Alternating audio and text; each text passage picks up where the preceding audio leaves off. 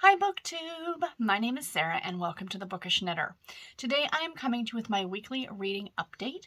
This is for week number 29, no, number 38, way off on that one. And I finished 4 books this week. So I'm going to go through the 4 books that I finished reading this week, and then I'm going to share with you quickly what I'm currently reading, and then I'm going to share what is coming up on the channel that you can expect in the week to come. So let's jump into the 4 books that I finished this week. So the first one was Cold Case Cowboy by Jennifer Morey. This is a Harlequin romantic suspense, as you can tell. It is book number 9 in the Cold Case Detective series, and I believe it's the last book in the series. It sounded like, if you read the introduction letter, I don't know if you guys knew this from reading Harlequin, Mills, and Boone, but more often than not, there is a Dear Reader little note in the front, usually from the author, especially in the more recent ones. I'll explain maybe where the idea came from, things like that. And in the story, she discusses that the next book was going to feature a character in Alberta, Canada, and I was super stoked. So this came out in June of 2022, so over a year ago. And I looked, and there is nothing showing for another book. So and this book did not get the best ratings. I gave this 2.5 stars, you guys. I did not like this one. Sorry. I wanted to like it. It sounds so good. Like, she is like a special agent working on cold cases, and she's tracking this potential serial killer. And he is just a cowboy, and he is trying to protect her, thinking, oh, big tough cowboy, I can protect her and she can protect herself. But he's kind of giving her a place to hide out. So there were a couple things that got me on this one that kind of just made me go, really? So the biggest one, and this is one that I mentioned during a reading sprint, was that, so the romantic suspense line, most of the story is the romance. The mystery or suspense plot comes in second, if you will.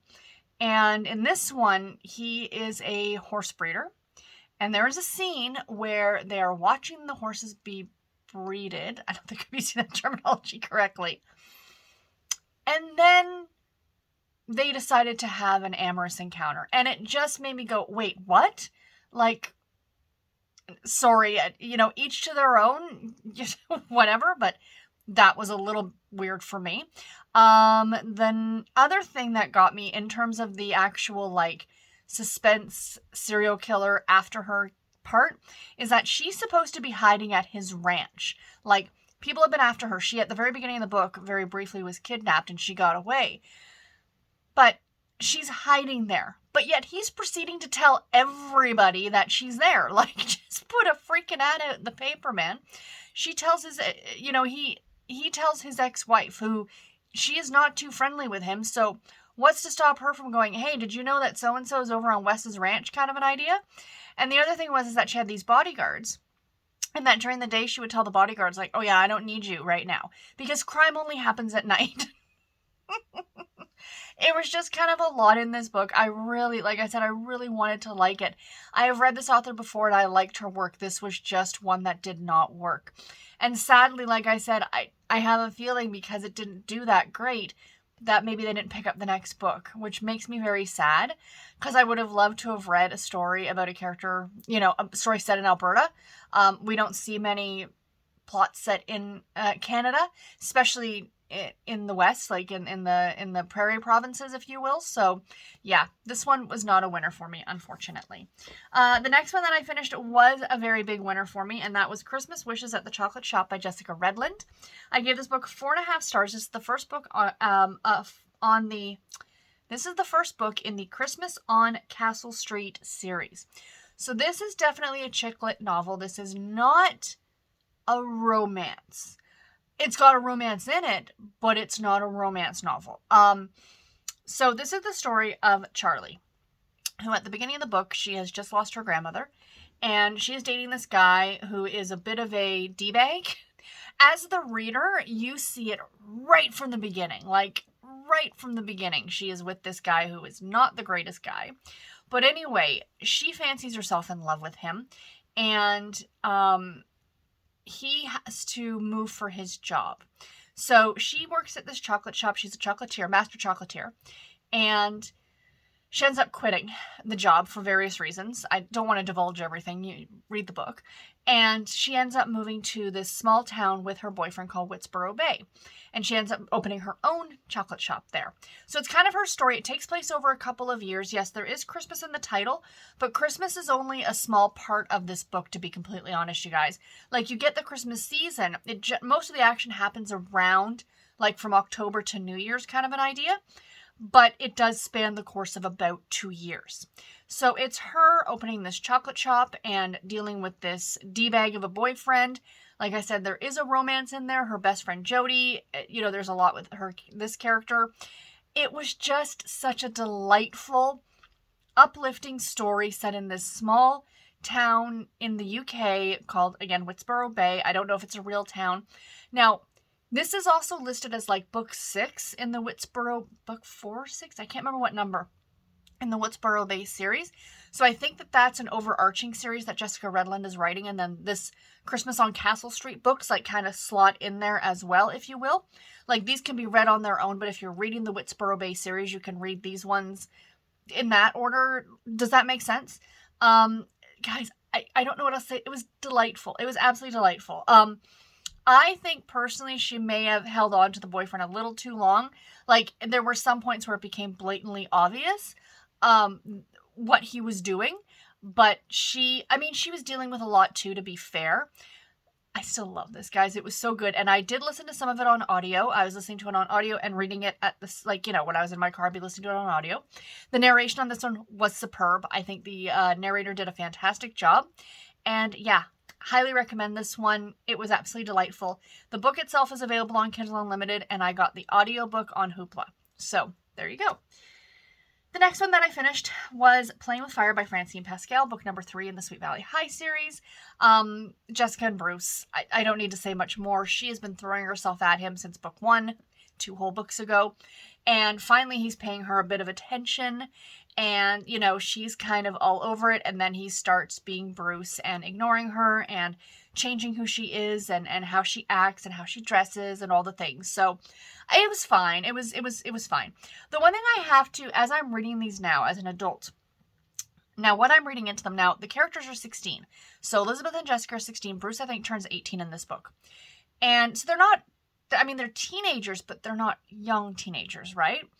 And the way a lot of things are described, I have to wonder if stuff is happening that is not talked about in the books. Like, are Bruce and Jessica in a physical relationship of some kind? Again, reading it as an adult, you're kind of like, okay, like, she was out with him for most of the night. Do you know what I mean? Like, I'm not saying that that's necessarily what would happen in every case, but I have to wonder again now reading as an adult, right?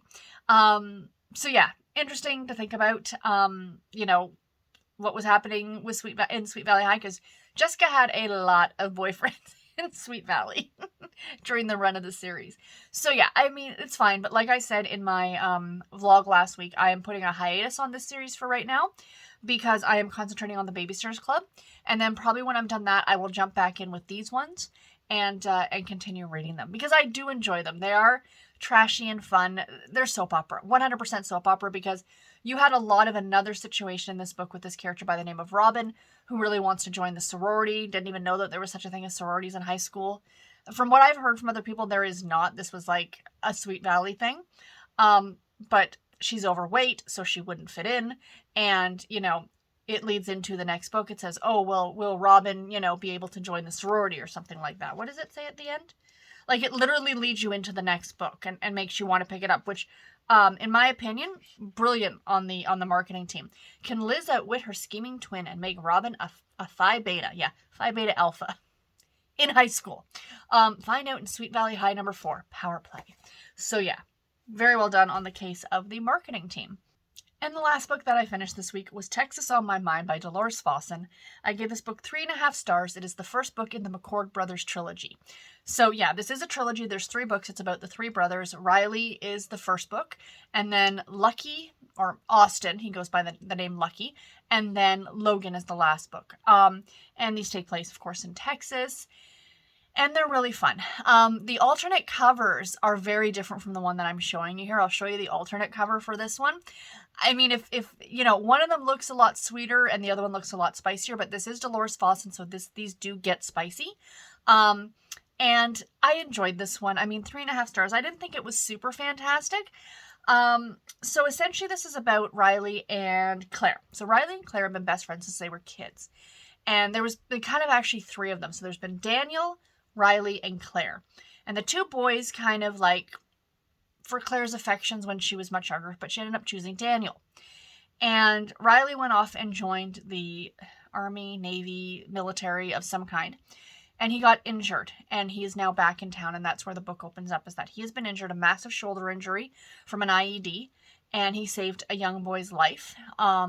But, of course, he's having flashbacks, PTSD, he's trying to work on his shoulder. He wants to get back into the military. He wants his shoulder to heal so he can get back on missions again. But, you know, is it going to heal in time, kind of an idea. So he meets back up with Claire, and he hasn't seen her in years, and she now has a 2-year-old. 2-year-old looks surprisingly like him, but he assumes it's Daniel's child. But Daniel and her are not together anymore. Daniel wants to marry Claire. Throughout the course of the book, keeps asking to marry her. She keeps turning him down. It's like, dude, figure it out.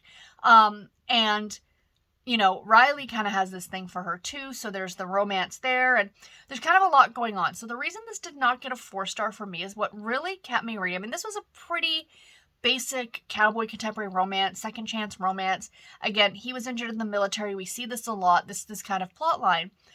But what drove me was you never find out who the father of Claire's son is, like, until the last chapter of the book. I don't want to give anything away, but I was kind of like, oh. I actually thought it was a little weird. Like, okay, spoiler alert. If anyone is going to read the book, don't listen to this point. When my finger goes down, I will be done the spoiler. So essentially what Claire did is she was artificially inseminated, which is fine. That's what you want to do. She found a guy who looked as close as she could find to Riley and used his donation and got pregnant with Ethan, with her son. If I was Riley, I would find that a little creepy, a little stalkerish. Now, it's even mentioned in the book. She says, well, I didn't want you thinking. And he's like, oh, no, it's fine. I'm thinking, dude, that's not cool. Like, that's just... is it just me who would find that weird? It was weird. So anyway, yeah, sorry. Okay, spoiler alert over. I had to say so because the whole book, I was like, okay, where'd the kid come from? Where'd the kid come from? Where'd the kid come from? And then, you know, and again, it was just weird. So it got a 3.5 star. Not saying I didn't like it. Just that the ending, I was kind of like, really? I will probably read the next 2 books because I especially like the character of Lucky. I liked Riley's brother quite a bit. So I am looking forward to reading his book. I will get to it eventually. So what am I currently reading, my friends? So I have been doing like just a book at a time lately, which I've really been enjoying. But yeah. That may have changed just a little bit because you guys know this is me. So the book I'm currently reading, I just did start this one last night. I got the first chapter through. The Way I Hate Him by Megan Quinn. This is a rock star romance. It is about a woman, a character who she is back in her home, like in her small town, because she's trying to go for her PhD or something like that. And she's not doing that great in school. So she decides to come home and try and figure out what's going on. And one of the guys who lived in the town, who's actually, I guess, in her class, friends with her brother, kind of an idea, he's this major, major, major rock star right now. So he's coming back to town unbeknownst to her because his grandmother is sick. And I guess there's going to be a relationship between the 2 of them. I didn't really read too much about what this is about other than it is a rock star romance. And I think that she gets in trouble because she's caught with some of his memorabilia. And I've already read, because her ex-boyfriend stole this stuff off of him, like his Grammy, and I guess they catch her with it, and, it, you know, so she doesn't get charged. He's like, you have to work for me, kind of an idea. So I think that's kind of where the story goes from. But yeah, this is a longer book. It comes in at 524 pages. Megan Quinn likes to write a long book, and I'm not going to read out the first page for you guys, but if you have Kindle Unlimited and you're okay with some spice, you need to read the first page of this book because I took a screenshot of it and I sent it to my husband. I'm like, so that's where this book is going to go. This is not going to be a sweet romance at all. Based on the first line of the book, I'm like, wow, all right, we're going to go there right off the bat. Sounds good to me. So yeah, so far, I'm a chapter in. I mean, I'm enjoying it. I don't really have much to say about it. I did decide to pick up a Nancy Drew book. I talked about this one in my vlogs. So I'm going to be reading Nancy Drew and the Hardy Boys Super Mystery, The Paris Connection. I am one chapter through this one. I read one chapter of this last night as well. So yeah, Nancy and the Hardy Boys are in Paris to catch some thieves. I love these books. They're just so much fun. And I did decide to go ahead and pick up another book last night. So what I really enjoy, and I have enjoyed this for a long time, is I always love having a category romance or a Harlequin book on the go. And, you know, I'm still trying to get my books in order. That's kind of my main priority right now. So I don't want to be digging through these shelves too much. So what I've actually decided to do is, a while ago, I was doing like reading the box sets. So I'd like pick a random box set and read it. Actually, I was reading them in order. And I've now decided to do it random. So I literally just, I have the spinning wheels. I had a spinning wheel for the year, the month, and then the imprint. And that's the one that I picked. That's literally how I did it. So last night, I borrowed from my library, Love Inspired Suspense, box set number 1 of 2 for December of 2022. So that is kind of the cover of the box set.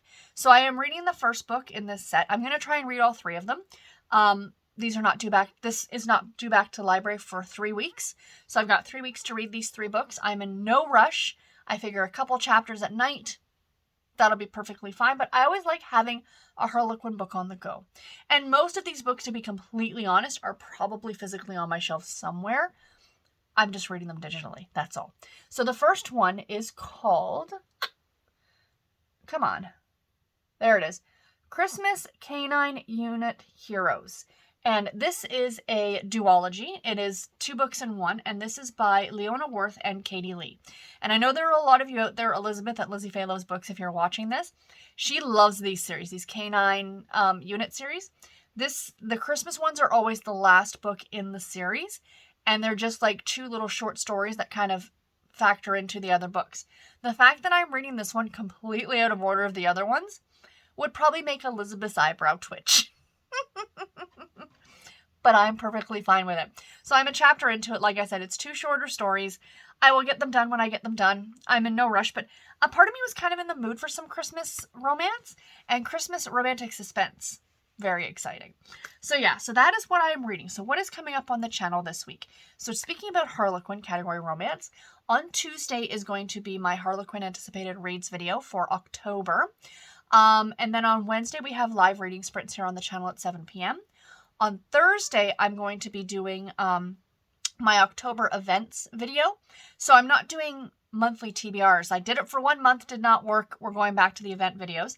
So I'm going to be doing a video talking about like the events that I'll be participating in, plus a little bit more about the one that I'm hosting in the month of October. So there are 3 things that I'll be talking about. Not necessarily book suggestions or anything like that, just talking about these events and showing you guys where you can find more information. And then on Friday, of course, will be my weekly TBR, the first TBR for the month of October. Super excited about that. So anyway, guys, that is all that I have for today's video. I do hope that you enjoyed it. Let me know in the comments below, have you read any of the books that I talked about? How did your reading go this week? And yeah, until my next video, everybody, take care and happy reading. Thank you all so much for watching. Bye, guys.